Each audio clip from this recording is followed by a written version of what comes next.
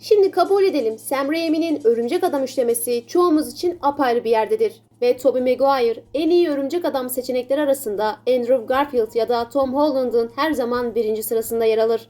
Çünkü Tobey Maguire'ın Örümcek Adamı ne Andrew Garfield'ın Örümcek Adamı kadar havalıydı ne de Tom Holland'ın Örümcek Adamı gibi Tony Stark'ın nimetlerinden faydalanıyordu. Tobey bizden biriydi. Pizza time. You're late. I'm not paying for those.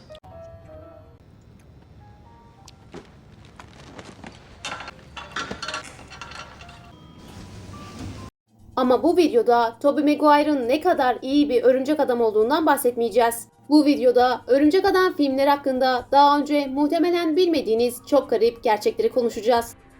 Birinci sırada kötü bir şaka yer alıyor. Sam Raimi'nin Örümcek Adam üçlemesinde Örümcek Adam'ın en yakın arkadaşı Harry Osborn'u canlandıran James Franco, çekimler sırasında Tobey Maguire'a suratının bir kurbağaya benzediğini söylemiş. Ya o ağzından çıkan laf önce bir havada bir dönsün, beklemesini yapsın, ondan sonra kulağından iniş izni istesin. I'll pay you the usual rate. If you want the shots, I'll take the staff job. Double money. Franco'nun çok komik olduğunu düşündüğü bu şaka Maguire'ı gerçekten üzmüş ve bu durum iki oyuncu arasında 3 film boyunca devam eden bir sürtüşmeye yol açmış. Yeni Örümcek Adamımız Tom Holland'ın ise bir kullanıcı fotoğrafını paylaşarak Tom Holland'ın çok sevimli göründüğünü ama sanki ağzında her an zıplamaya hazır bir kurbağa sakladığını yazmış. Ve Tom'un ağzında bir kurbağa sakladığı düşüncesi çığ gibi büyüyerek türlü hikayelere dönüşmüş. Bunlardan en popüler olanı şu: kurbağa aslında Tobey Maguire ve bunun sebebi James Franco'nun Tobey'e kurbağa benzeri yüz hatlarına sahipsin demiş olmasıydı. Bu bir şaka olarak adlandırılmış ve insanlar Tom'un ağzına gerçekten bir kurbağa sakladığı düşüncesine katılmış olsa da çoğu kişi de görünüşüyle alay etmesi nedeniyle bu şakayı eleştirdi. So we have to do red carpets all the time and take pictures, and I find it very awkward when they're all shouting at you and stuff. A fan of mine tweeted a picture of me saying Tom Holland looks like he has a frog in his mouth when he's taking paparazzi pictures. And I thought it was hilarious, so I reposted the picture, which then went viral and everyone found it hilarious. But then weeks go by and I'd look at myself in the mirror and be like, maybe I do look like I have a frog in my mouth.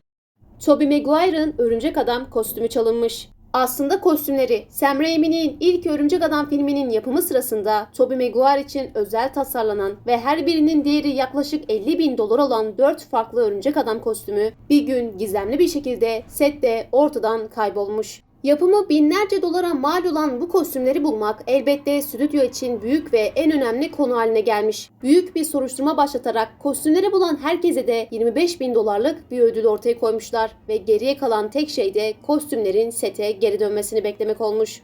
Ama günler, haftalar, ayları kovalamış, kostümlerden hiçbir iz bulunamamış. Neyse ki bu durum karşısında film ertelemek gibi bir şey söz konusu olmamış. Çünkü gardıroplar dolusu Örümcek Adam kostümü hazır bir şekilde duruyormuş. 18 ayın sonunda ise eski bir güvenlik görevlisinin kostümleri çaldığı ihbarı gelmiş.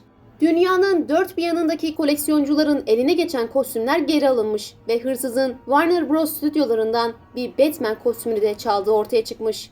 Sony ve Warner Bros'ta çalışmış bu eski güvenlik görevlisinin çaldığı Batman kostümü de tam $150.000 değerindeymiş ve kostüm 1996'dan beri kayıpmış.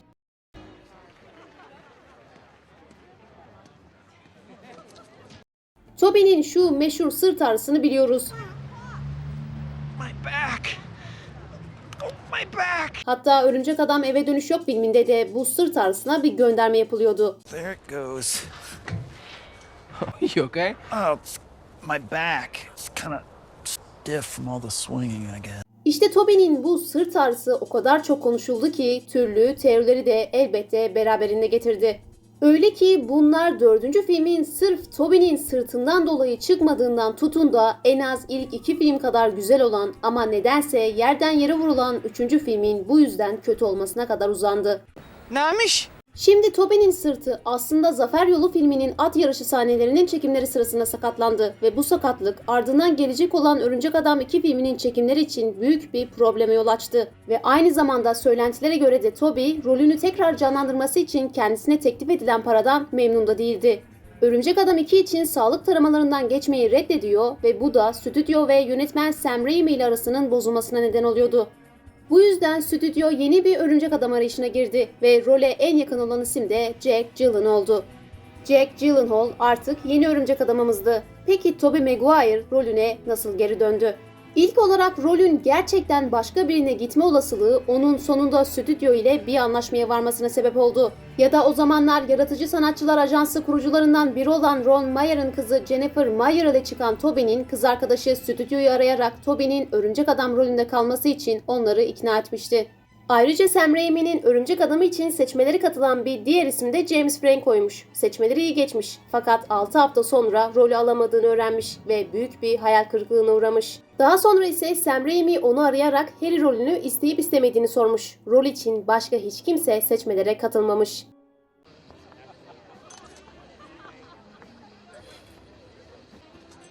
Biz Tobey Maguire'ın Örümcek Adam'ını seviyoruz ama Sam Raimi'nin ilk Örümcek Adam filminin setinde o pek de sevilmiyormuş.